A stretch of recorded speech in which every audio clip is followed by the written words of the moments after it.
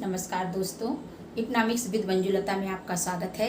और आज हम कक्षा 12 के अर्थशास्त्र विषय के अंतर्गत बचत फलन की अवधारणा का अध्ययन करेंगे। इसके पिछले वीडियो में हमने उपभोग की सीमांत प्रवृत्ति के बारे में अध्ययन किया था। जाना था कि प्रेरित उपभोग क्या होता है, स्वायत्त उपभोग क्या होता है, और हमने जाना था उपभोग प्रवृत्ति के दो प्रकार होते हैं, एक औसत बचत प्रवृत्ति और दूसरी सीमांत बचत प्रवृत्ति, यानी एपीसी और एमपीसी के बारे में। तो जब हमने उपभोग फलन पढ़ा था तब हमने आपको शुरुआत में ही बताया था कि हम तीन अवधारणाओं का अध्ययन करेंगे उत्पादन के रोजगार को समझने के लिए, कि इसका जो रोजगार है मूलभूत मनोवैज्ञानिक नियम था, आय और रोजगार का सिद्धांत, उसका अध्ययन करने के लिए हमें तीन अवधारणाओं का अध्ययन करना पड़ेगा। पहला था उपभोग फलन, दूसरा बचत फलन और तीसरा निवेश फलन। अब हम उपभोग फलन का अध्ययन बहुत ही अच्छे तरीके से कर चुके हैं और हमें विश्वास है कि आप लोगों को भी बहुत अच्छे से समझ में आ गया होगा। इसके साथ ही हम आज बचत फलन की अवधारणा को लेकर के उपस्थित हैं आप लोगों के सामने, और हम और आप इसका साथ में इसका अध्ययन कर लेते हैं। तो आइए इसका अध्ययन देख लेते हैं कि बचत फलन की अवधारणा को क्या कहते हैं। प्रोपेंसिटी टू सेव कहते हैं इसको। तो आइए इसको हम देखते हैं कि बचत फलन या बचत प्रवृत्ति क्या कहलाती है। देखिए यहाँ जैसे मैंने लिख रखा है कि अर्थव्यवस्था में आय का वह भाग जिसका उपभोग नहीं किया जाता है बचत कहलाता है। उपभोग एवं बचत के जोड़ को आय कहते हैं। ये हम इसको पहले भी आपको बता चुके हैं कि मान लीजिए हमारी आय 100 है और हमने उसमें से क्या किया, हमने उसमें से 60 रुपए खर्च कर लिए और हमने कितने बचा लिए, 40 हमने बचा लिए। तो इन दोनों के जोड़ को ही हम आय कहेंगे, यानी उपभोग और बचत के जोड़ को, जैसा कि यहाँ पे लिख भी रखा है कि उपभोग एवं बचत के जोड़ को आय कहते हैं। अब कीन्स के अनुसार बचत आय का फलन है, यानी बचत आय का फलन है कीन्स के अनुसार भी, और क्योंकि अल्पकालीन ये सिद्धांत था, लेकिन ये वैसे भी जनरली भी यही है कि बचत आय का ही फलन है। अगर हमारी आय ज़्यादा होगी तो हमारी बचत भी ज़्यादा होगी। अब अर्थात बचत आय पर निर्भर करती है। तो देखिए क्या है, यस बराबर फंक्शन ऑफ बाई। ये जो यस फलन है ये किसका फलन है, बाई का, यानी आय का फलन है। यदि अब देखिए जैसे कि ये धनात्मक होती है, ये कैसी होती है, ये धनात्मक होती है। धनात्मक क्यों होती है कि दोनों ही, अगर आय बढ़ती है तो बचत भी बढ़ती है और अगर आय घटती है तो बचत भी घटती है। दोनों ही एक ही दिशा में बढ़े या एक ही दिशा में घटे तो धनात्मक संबंध इनके बीच होता है। ठीक है, हमने उपभोग फलन में भी आपको बताया था। तो यहाँ पर भी अब यस क्या है, यस है ये बचत और ये फलन है बाई का आय, बाई का मान है आय, बाई बराबर आय है। ठीक है, तो देखिए अब देखिए पीटरसन ने भी क्या कहा है, पीटरसन के शब्दों में भी देख लेते हैं कि बचत प्रवृत्ति को एक अनुसूची के रूप में परिभाषित किया जाता है। अनुसूची यानी जो हमने उपभोग फलन में बनाई थी कि क्या आय होती है और क्या उपभोग होता है, उसी प्रकार से इसमें भी हम एक अनुसूची बनाएंगे। लेकिन जो पीटरसन ने इससे पहले ही कह दिया कि बचत प्रवृत्ति को एक अनुसूची के रूप में परिभाषित किया जाता है और जो आय के विभिन्न स्तरों पर बचत की मात्रा को बताती है। जैसे आय मान लीजिए 100 हो या 200 हो या 300 हो या 400 हो, एनीवे कितनी भी हो, तो इन विभिन्न आय के विभिन्न स्तर हुए ना, इन पर वो आय की मात्रा को बताती है। कौन बताती है, बचत प्रवृत्ति। ठीक है, प्रोपेंसिटी टू सेव बताती है, जो आय के विभिन्न स्तरों पर बचत की मात्रा को बताती है। बचत प्रवृत्ति आय एवं बचत के मध्य औसत एवं सीमांत संबंध को भी स्पष्ट करती है। इसका अध्ययन हमने उपभोग फलन में भी किया था, तो बचत फलन में भी करेंगे कि कैसे इसकी सीमांत प्रवृत्ति क्या है और इसकी औसत बचत प्रवृत्ति क्या है। लेकिन इससे पहले हम इसके अर्थ को अच्छी तरह से जान लें और हम बचत फलन के सूत्र को जान लें अच्छी तरीके से। इसके बाद में हम आपको औसत बचत प्रवृत्ति और सीमांत बचत प्रवृत्ति को भी बताएंगे। तो जैसे कि हमने उपभोग प्रवृत्ति में पढ़ा था कि स्वायत्त उपभोग और प्रेरित उपभोग, इसी तरह से हम इसमें भी इसका अध्ययन करेंगे, स्वायत्त बचत और प्रेरित बचत। तो पहले तो आप इसको उतार लीजिए अच्छे से, और अच्छे से समझ गए होंगे आप। अब इसको आप उतार लीजिए, फिर मैं आपको बताऊं कि कैसे हम उपभोग फलन से बचत फलन का निरूपण कर सकते हैं या निर्माण कर सकते हैं। तो फटाफट इसको आप लोग उतार लीजिए जल्दी से। इसके आइए अब हम ये देख लेते हैं कि उपभोग फलन से बचत फलन को कैसे निरूपण किया जाता है। या देखिए कि जैसे हम आपको बता भी चुके हैं कि जब हम आय में से उपभोग को घटाते हैं तब हमें बचत मिलती है। तो देखिए हमने आपको जब उपभोग फलन पढ़ाया था तो हमने आपको पढ़ाया था y बराबर C प्लस S, यानी उपभोग और सेविंग, कंजप्शन और सेविंग, C और S। तो हम S को कैसे निकालेंगे, S बराबर y माइनस C, ठीक है। और फिर C बराबर क्या है, A प्लस BY, यानी A उपभोग फलन था। हमने उपभोग फलन में इसको हमने पढ़ा था ये समीकरण को। अब देखिए हम इस समीकरण को इसमें रख देते हैं, पक्षांतर करेंगे और इसमें रख देंगे। अब S बराबर क्या आ गया, y minus A plus BY, ये माइनस है ना, ये माइनस बाहर आ गया।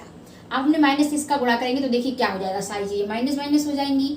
S बराबर y minus A bar minus BY, ठीक है। अब यहाँ देखिए S बराबर हमने क्या किया, हम A को इधर ले आए तो ये A माइनस A बार हो गया प्लस y प्लस का है और जो इज इक्वल के इधर ही है और इधर ही अभी भी है तो ये y ही रहेगा। अब यहाँ पर हमने क्या किया, हमने y को कॉमन ले लिया, अब हमने क्या कर दिया, यहाँ 1 माइनस b कर दिया, ठीक है। अब देखिए MPS बराबर 1 माइनस MPC। अब क्या करते हैं हम, जो MPC होता है उसको हम स्मॉल b से दिखाते हैं, जैसे यहाँ हमने दिखाया है 1 माइनस b, और हम MPS को किससे दिखाते हैं, स्मॉल s से दिखाते हैं, तो देखिए हम कैसे इसको कर सकते हैं। तो हम s बराबर, तो हम इस फार्मूले के आधार पर हम कैसे कर सकते हैं, यानी MPS को हम स्मॉल s कहते हैं, तो हम यहाँ MPS बराबर 1 माइनस MPC यानी 1 माइनस b, ठीक है। तो देखिए यहाँ भी 1 माइनस b आ गया और यहाँ भी 1 माइनस b आ गया, है 1 माइनस b की नहीं है। अब हमने क्या किया, बराबर a minus a bar plus y, और हमने ब्रैकेट में s को ले लिया, यानी हमने 1 माइनस b की जगह पर हमने इसका मान रख दिया, s को हमने रख दिया, ठीक है। अब देखिए क्या हो गया, तो अब इसको हमने इसके से गुणा कर दिया y से इसका, तो s बराबर minus a bar plus small s y हो गया। अब देखिए क्या हुआ यहाँ पर, s बराबर माइनस s बार प्लस स्मॉल s y, ये हो गया बचत फलन। देखिए कैसे बचत फलन हो गया। अब हमने यहाँ माइनस a बार को माइनस s बार कर दिया। अब माइनस a बार को हमने माइनस s बार क्यों कर दिया, क्योंकि स्वायत्त उपभोग फलन बराबर होता है स्वायत्त बचत के, यानी AC इज इक्वल AS, ये बराबर होता है, इसलिए माइनस a बार को हमने माइनस s बार कर दिया है। अब बचत फलन के दो घटक होते हैं। बचत फलन के दो घटक कौन कौन से होते हैं, पहला होता है स्वायत्त बचत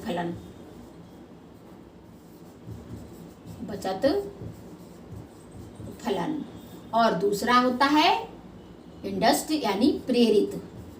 जो उपभोग फलन में हमने पढ़ा था वही सब कुछ ये है, इसमें भी है, बस इसमें बचत हमें निकालनी है, उसमें हम उपभोग को देखते थे, ठीक है। और ये हमने इन दोनों का अध्ययन हम एक एक करके करेंगे, ठीक है। यहाँ तक आपको समझ में आ गया होगा बिल्कुल कि कैसे हमने, ये हमारा उपभोग फलन है और ये हमारा बचत फलन है, यानी s बराबर minus s bar plus small s by. तो कैसे हमने उपभोग फलन से बचत फलन का निर्माण किया, इसको आप अच्छी तरीके से समझ गए होंगे। इसको अपनी कॉपी पर आप लोग उतार लीजिए। इसके बाद में हम स्वायत्त बचत फलन और प्रेरित बचत फलन, यानी ये बचत फलन के घटक हैं दोनों, इनका अध्ययन करते हैं, ठीक है। तो आप इसको उतार लीजिए अच्छी तरीके से।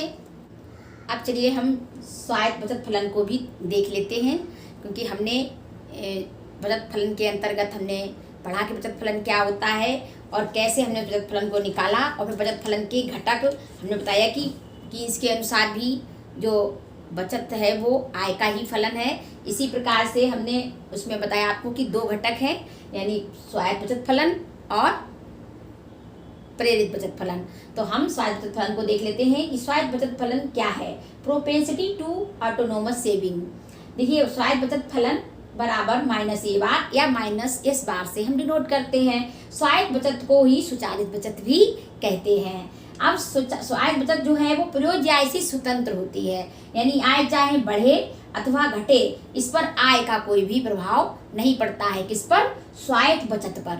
स्वायत्त बचत पर आय का कोई भी प्रभाव नहीं पड़ता है कि जितना, लेकिन एक बात याद रखने वाली है कि जितना स्वायत्त उपभोग धनात्मक होगा उतना ही स्वायत्त बचत, उतनी ही स्वायत्त बचत ऋणात्मक होती है। इसको आप अच्छे से अपनी किताब कॉपी पे लिख लीजिए। फिर आ जाइए, हम इधर देख लेते हैं कि देखिए मैंने इसको चित्र के द्वारा भी आपको समझाने की कोशिश की है कि कैसे इसको चित्र के द्वारा हम समझा सकते हैं। देखिए जैसे कि ये जो है हमारा क्या है, ये हमने इसको बनाया है, ये y अक्ष है हमारा, ये हमारा x अक्ष है, यानी y 0 x। इस अक्ष पर हमने I दिखाई है, उधर हमने C दिखाया है। देखिए हमने आपको यहाँ पे बताया कि एक बात यहाँ पर याद रखने वाली है कि जितना स्वायत्त उपभोग धनात्मक होगा उतनी ही स्वायत्त बचत ऋणात्मक होगी। जैसे कि मान लीजिए ये स्वायत्त उपभोग जो है C बराबर है प्लस का 50, मान लीजिए, जब जहाँ पर कोई निशान नहीं होता उसको हम प्लस मान लेते हैं, तो ये माइनस इस बार कितना होगा, माइनस का 50। ये जितना धनात्मक होगा ये स्वायत्त उपभोग उतनी ही स्वायत्त बचत ऋणात्मक होती है। ये याद रखने वाली बात है, आप इसको याद रखें। बराबर है 50 तो माइनस इस बार होगा -50 के, तो ये संबंध होता है दोनों में, यानी उपभोग स्वायत्त बचत और स्वायत्त उपभोग में ये संबंध होता है। यानी ये क्या है, ये OA बराबर है ये C के बराबर स्वायत्त उपभोग के बराबर है, और OA1 ये बराबर है स्वायत्त बचत के। जहां अब निष्कर्ष क्या निकला कि जहां C बार बराबर है माइनस S बार के, ठीक है, लेकिन C बार होती है प्लस में और S बार होता है माइनस में, ये याद रखना है। ये आप लोग याद रखिएगा इसको अच्छी तरीके से कि हमेशा जो स्वायत्त बचत होती है वो हमेशा ऋणात्मक होती है। चलिए, क्योंकि देखिए ये जो 0 है ना, इसके नीचे जो भी पक्ष दिख रहा है ये निगेटिव पक्ष होता है, और निगेटिव का मतलब होता है माइनस। गणितीय भाषा में हम माइनस बोलेंगे इसको। ऊपर का जो है ये प्लस में है और नीचे का है ये माइनस है। ये हमने उपभोग फलन में भी बचत वक्र जब बनाया था, उपभोग वक्र, तो हमने आपको उसमें बताया था कि बचत फलन जो है नीचे आई थी उसमें तीन स्तर निकल कर आए थे, ऋणात्मक और शून्य और धनात्मक। इसी तरीके से यहाँ भी आप देखिए इसमें क्या है कि अबचत और स्वायत्त बचत में क्या अंतर है, यानी दो चीजें निकल के आई, एक तो होती है अबचत और दूसरी होती है स्वायत्त बचत। इनमें क्या अंतर है, इनमें अंतर याद रखने वाली बात है कि जो अबचत होती है, मान लीजिए मेरी आय है 100 रुपया, ये आय बचत में आय का शून्य होना आवश्यक नहीं है, लेकिन स्वायत्त में शून्य का होना आवश्यक है। यहाँ पर आय शून्य होगी स्वायत्त बचत में, लेकिन अबचत में आय हमारी कम होगी और हमारा उपभोग ज्यादा होगा, इसलिए वहां पर अबचत कहलाएगी। जैसे मान लीजिए हमारी आय 100 रुपया है और हमारा उपभोग है मान लो 200 रुपया, तो हमारा 100 रुपया ज्यादा है ना, उपभोग हमारा 100 रुपया ज्यादा है, तो हम ये 100 रुपया ज्यादा उपभोग कहाँ से पूरा करेंगे, हम क्या करेंगे, हम अपनी पुरानी बचतों को इसमें लगाएंगे। पुरानी बचतें जो है वो हमारी खर्च हो रही है, तो ये कहलाएगी अबचत। लेकिन जब स्वायत्त उपभोग है वहां पर आय हमारी कैसी है, बराबर है शून्य के। अबचत में और स्वायत्त बचत में यही अंतर है, याद रखिएगा। जैसे कि यहाँ पर ये माइनस और प्लस कैसे हो रहा है, जितना स्वायत्त उपभोग प्लस में होगा उतना ही स्वायत्त बचत माइनस में होगी। ये भी याद रखने वाली बात है कि जैसे कि मान लीजिए हमारा उपभोग है 50 के बराबर प्लस के, तो हमारी स्वायत्त बचत वक्र कैसा होगा, यानी -50 के होगा, ठीक है। जितनी ये धनात्मक होगी उतनी ये ऋणात्मक होगी, यानी O और A बराबर है OA1 के, लेकिन ये जो है ये धनात्मक है और ये ऋणात्मक है। इसी तरीके से बचत और स्वायत्त बचत में भी अंतर है। बचत में क्या होता है, ए बचत में आय का शून्य होना जरूरी नहीं है, आवश्यक नहीं है, लेकिन स्वायत्त उपभोग में आय का शून्य होना जरूरी है। आय बराबर 0 होगी। हमने आपको बताया था कि जहां से बचत फलन चलता है, मान लीजिए यहाँ से बचत फलन चल रहा है, तो हमने आपको बचत फलन में हमने उपभोग फलन में आपको बताया था ये कि यहाँ से जहां से स्वायत्त उपभोग होता है वहीं से उपभोग फलन शुरू होता है, तो ये इसी तरीके से इसमें बचत फलन में भी हम इसको स्वायत्त बचत फलन को देख रहे हैं। अब अगर हमें बचत फलन निकालना होगा तो हम यहाँ से इस बचत फलन को कर देंगे और नीचे हमें इसके क्या निकालना होगा, यहाँ से हम बचत फलन चलेगा हमारा। हमने आपको ये भी बताया था, लेकिन इसमें हम और डिटेल से आपको समझाने की कोशिश कर रहे हैं कि बचत फलन क्या है। ये मैंने आपको समझाया। फिर मैंने आपको समझाया कि बचत फलन के दो घटक हैं, यानी स्वायत्त बचत फलन और प्रेरित बचत फलन। तो हम स्वायत्त बचत फलन को तो देख ही रहे हैं कि स्वायत्त बचत फलन क्या है, यानी ये -a बार से डिनोट करते हैं या -s बार से हम इसको डिनोट करते हैं, और इसे स्वायत्त बचत भी कहते हैं और स्वचालित बचत भी कहते हैं, जो आय से स्वतंत्र होती है, परोज्य आय से स्वतंत्र होती है, अर्थात आय का बचत पर कोई भी प्रभाव नहीं पड़ता है। जैसा कि मैंने यहाँ पर लिख भी रखा है, आप इसको अच्छी तरीके से उतार लीजिए। और देखिए ये भी है कि स्वचालित उपभोग धनात्मक होता है, जितना उतनी ही स्वायत्त बचत ऋणात्मक होती है। मैंने इस फिगर के माध्यम से आपको बहुत अच्छे से समझाने की कोशिश की। अब हम इसको तालिका के द्वारा समझ लेते हैं। स्वायत्त बचत तालिका क्या है? देखिए यहाँ हमारा आय का स्तर है यानी y, और ये है हमारा स्वायत्त बचत यानी -s। ये स्वायत्त बचत जो होती है वो हमेशा माइनस में ही होती है, और बचत और स्वायत्त बचत भी हमने अंतर आपको बताया। अब इसमें देख लीजिए, ये हमने इसमें से -40 करा, यानी आय का कोई भी स्तर हो, चाहे 0 हो, 100 हो, 200 हो, 300 हो, 400 हो, 500 हो, लेकिन हमारी स्वायत्त बचत जो है वो -40 यानी 40 ही रहेगी। ये हमेशा कांस्टेंट रहती है, ये स्थिर रहती है। ठीक है, तो ये आप इसको अच्छी तरीके से देख लीजिए। आप लोगों ने इसको समझ लिया कि जितना हमारा C बार प्लस में होगा उतनी ही हमारी स्वायत्त बचत यानी S बार माइनस में रहेगी। आय बढ़े अथवा आय घटे या आय बिल्कुल शून्य हो जाए, लेकिन हमारी जो स्वायत्त बचत है ये -40 ही रहेगी, ये या माइनस में ही रहती है। इस बात को आप अच्छी तरीके से याद कर लेंगे। तो स्वायत्त बचत में हमने क्या देखा, स्वायत्त बचत फलन में, यानी स्वायत्त बचत फलन क्या है, ये तो इसका अर्थ था कि स्वायत्त बचत को हम किससे दिखाते हैं, -a से या -s बार से दिखाते हैं, और इस पे क्या होता है, ये परोज्य आय का कोई भी प्रभाव इस पर नहीं पड़ता है, चाहे आय घटे, चाहे आय बढ़े, चाहे आय शून्य हो जाए, लेकिन ये इस पर कोई भी प्रभाव नहीं पड़ेगा। लेकिन एक बात याद रखिएगा कि जितनी स्वचालित उपभोग यानी स्वायत्त उपभोग जितना धनात्मक होगा, स्वायत्त बचत उतनी ही ऋणात्मक होगी। और इसी तरीके से हमने आपको ये बता दिया, पूरे उदाहरण के द्वारा हमने अच्छी समझा दिया कि आय बचत और स्वायत्त बचत में क्या अंतर है।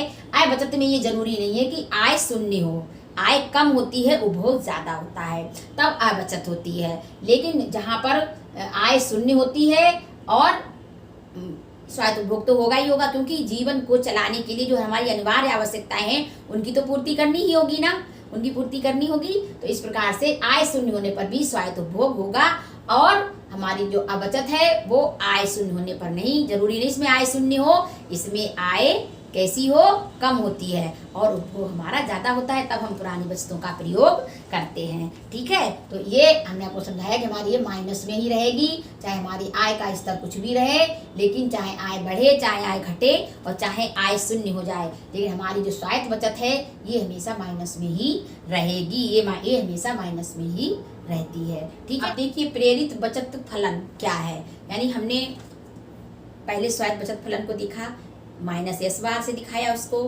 और फिर है ये +s/y। ये क्या है, प्रेरित बचत फलन आय का धनात्मक फलन होती है, अर्थात क्या होती है कि आय बढ़ेगी तो प्रेरित बचत फलन भी बढ़ेगा, आय घटेगी तो प्रेरित बचत भी घटेगी, और आय शून्य होगी तो प्रेरित बचत भी शून्य हो जाएगी। लेकिन स्वायत्त बचत में ऐसा नहीं था, वो हमेशा निगेटिव ही रहती है ना, हमने ये बताया। स्वायत्त बचत फलन में नहीं, लेकिन प्रेरित में ऐसा होता है, उपभोग की तरह प्रेरित उपभोग और स्वायत्त उपभोग। हमने देखा था कि स्वायत्त उपभोग तो होगा ही होगा, चाहे आय शून्य रहे। उसी तरीके से ये भी प्रेरित बचत और स्वायत्त बचत में भी यही अंतर है कि ये जो क्या है, ये बचत फलन ये आय का धनात्मक फलन होती है। धनात्मक कैसे होती है, आय घटेगी तो बचत भी घटेगी, आय बढ़ेगी तो बचत भी बढ़ेगी, आय शून्य होगी तो बचत भी, ये प्रेरित बचत भी शून्य हो जाएगी, क्योंकि ये भी कैसी है, ये इंडस्ड सेविंग है। ठीक है, ऑटोनोमस नहीं है। तो इस तरीके से क्या है कि प्रेरित बचत फलन का ढाल ही जो है वो s बराबर MPS, यानी जब प्रेरित बचत फलन का ढाल और बचत फलन का ढाल दोनों ही एक ही है वाली, ये जो प्रेरित बचत फलन का जो ढाल होता है वही बचत फलन का ढाल भी कहलाता है। अर्थात प्रेरित बचत फलन का जो होता है, जो प्रेरित बचत फलन होती है वो बचत फलन के बराबर होती है। ये हमने आपको बताया भी अच्छे से। और जब आय अगर घटेगी तो ये भी घटेगा, और आय अगर बढ़ेगी तो प्रेरित बचत भी बढ़ेगी, और यदि आय शून्य होगी तो प्रेरित बचत भी शून्य हो जाएगी। ठीक है, तो अब देखिए प्रेरित जो बचत फलन है यानी एमपीएस का जो ढाल होता है वो कैसा होता है, चूंकि स्थिर होता है, बिल्कुल वो भी स्थिर ही होता है। जैसे स्वायत्त बचत भी स्थिर होती है, वैसे ही इस प्रेरित बचत का भी, जो प्रेरित बचत वक्र है उसका भी ढाल कैसा होता है, एमपीएस एमपीएस होता है। कैसा होता है, एमपीएस। अब एमपीएस जब होता है तो एमपीएस ये कैसा होता है, ये स्थिर होता है, ये कांस्टेंट होता है, ये स्थिर होता है। ठीक है, आप देखिए जैसे हमने इसमें क्या दिखाया कि जैसे देखिए y और 0 और x अक्ष ये है। देखिए इसमें क्या है, अगर y जो है a, जब y है आय तो प्रेरित बचत कैसी है, a के बराबर है, और जब y बढ़ती है y1 यानी आय बढ़ती है y1 हो जाती है तो प्रेरित बचत भी a1 हो जाती है। यानी ई बिंदु पर ये कैसी है, o बाई आई पर OA बचत है, और जैसे ही आई बढ़कर जी बिंदु पर जाती है वैसे ही O बाई 1 यानी O बाई 1 आई होती है, वैसे ही OA1 हो जाता है। और जैसे ही ये बढ़ती है तो ये जी बिंदु पर चली जाती है, जैसे ही घटती है वैसे ये ई बिंदु पर घट जाती है। और जो ये जो रेखा है ये हमें दिखाती है प्रेरित बचत वक्र को, ये दिखाती है, और ये मूल बिंदु से गुजरती है। कहाँ से गुजरती है, मूल बिंदु से। प्रेरित बचत वक्र कहाँ से गुजरता है, ये मूल बिंदु से गुजरता है, और एक सरल रेखा के रूप में होते हैं। ऐसा नहीं होता है ऐसे ऐसे ऐसे ऐसे नहीं होता है ना, सरल एक रेखा है, सीधी रेखा है, जिसको हम प्लस एस वाई से दिखा रहे हैं, और ये सरल रेखा के रूप में होता है। इस तरह का नहीं होता है, क्योंकि एमपीएस जो होता है वो स्थिर है। एमपीएस कैसा है, कांस्टेंट है। चलिए हम इसको तालिका के द्वारा भी समझ लेते हैं। यानी यहाँ पर क्या होता है, जैसे हमने आपको बताया कि बाई चाहे माई 0 चाहे 100 200 300 400 500 हो, लेकिन एमपीएस का मान हमने 0.4 0.4 0.5 कांस्टेंट है। अब हम प्रेरित बचत को कैसे निकालेंगे, क्या करते हैं, हम इसका हम गुणा कर देते हैं, समझ रहे हैं। तो इसका 0 से 0 में गुणा कर, 0 से हम 0.4 में गुणा करेंगे तो कितना आएगा, 0। ठीक है, अब हम 100 का 0.4 में गुणा करेंगे तो कितना आएगा, 40। हम 200 का 0.4 से गुणा करेंगे तो कितना आएगा, 80। और हम 300 का 0.4 से गुणा करेंगे तो 4 3 12 120 आएगा। अब हम 4 का 4 से गुणा करेंगे तो 160 आएगा, और जब हम 500 का 0.4 से गुणा करेंगे तो हमारा 4 पंजे 20 यानी 200 आ जाएगा। तो ये हमारा प्रेरित बचत निकल कर आ गई, और ये हमारा है प्रेरित बचत वक्र। यानी आय बढ़ेगी तो प्रेरित बचत भी बढ़ रही है, जैसा कि आप लोग उसको देख सकते हैं। तो ये बिल्कुल भी प्रेरित बचत वक्र समझ में आ गया होगा आपको। प्रेरित बचत फलन के बाद में हम देख लेते हैं बचत तालिका, यानी S बराबर minus S bar plus small S by, यानी कुल बचत कैसे निकालेंगे। कुल बचत हमने आपको दिखाया कि माइनस एस बार हमारा क्या है, माइनस एस बार हमारा स्वायत्त बचत है, और हमारी ये प्लस एस वाई क्या है, ये हमारा प्रेरित बचत है। इन दोनों के योग को ही कुल बचत कहते हैं। इसको क्या कहते हैं, बचत, कुल बचत। ठीक है, चलिए हम कुल बचत को कैसे कर लेते हैं, इन दोनों के जोड़ को ही तो कहेंगे। अब ये माइनस का 40 है और ये 0 है, तो यहाँ पे क्या आएगा, माइनस का 40। अब ये माइनस के 40 है और ये प्लस के 40 है, तो यहाँ क्या आएगा, 0। ये माइनस के 40 है, ये प्लस के 80 है, तो यहाँ क्या आएंगे, प्लस के 40। और ये माइनस के 40 है, ये प्लस के 120 है, तो यहाँ कितने आएंगे, प्लस के 80। ये प्लस के 40 है, सॉरी ये माइनस के 40 है और ये प्लस के 160 है, तो यहाँ कितने आएंगे, 120। और ये माइनस के 40 है, ये 200 है, तो ये कितने आएंगे, प्लस के 160। तो इस तरीके से ये हमारी कुल बचत तालिका निकल कर आ गई। यानी हमने सहायक बचत फलन को निकाला, पहले सहायक बचत को, और फिर हमने निकाला प्रेरित बचत को। इससे हमारी कुल बचत निकल कर आ गई। इसको हम अब चित्र के द्वारा भी यानी फिगर के द्वारा भी हम इसको समझ लेते हैं। इसको फिगर के द्वारा भी समझ लेते हैं कि O 0 और 1 बाई 0 और 1 अक्ष पर कहाँ पर है। यानी ये हमारी सहायक बचत, ये देखिए हमारी, हमने आपको बताया कि प्रेरित बचत, ये प्रेरित बचत बिंदु, ये वक्र है, क्योंकि ये प्लस स्मॉल s बाई है, ये मूल बिंदु से चलता है। और जितना ये स्वायत्त उपभोग होता है हमारा, उतना ही नीचे हमारा निगेटिव पक्ष होता है बचत के लिए। ये हम उपभोग फलन में भी समझा चुके और अभी आपको बचत फलन में भी समझाया है। अब यहाँ पर ये क्या है, ये कौन सा वक्र है, ये है s बराबर minus S plus small s by, ये बचत वक्र है। ये यहाँ पर तो क्या है, यहाँ पर ये ऋणात्मक है, यहाँ इधर इसके नीचे, और यहाँ पर ये शून्य है और यहाँ ये धनात्मक है। ये स्वायत्त बचत वक्र है। जितना उपभोग वक्र हमारा स्वायत्त उपभोग वक्र होगा, उतना ही ये स्वायत्त बचत वक्र होगा। ये प्रेरित उपभोग वक्र और ये बचत वक्र, ये दोनों ही, ये हमारा बचत वक्र है। ये दोनों ही एक दूसरे के पैरेलल होंगे, एक दूसरे के समानांतर होंगे। क्योंकि ये क्यों होंगे, क्योंकि ये दोनों, इन दोनों का ढाल जो है वो बराबर रहेगा।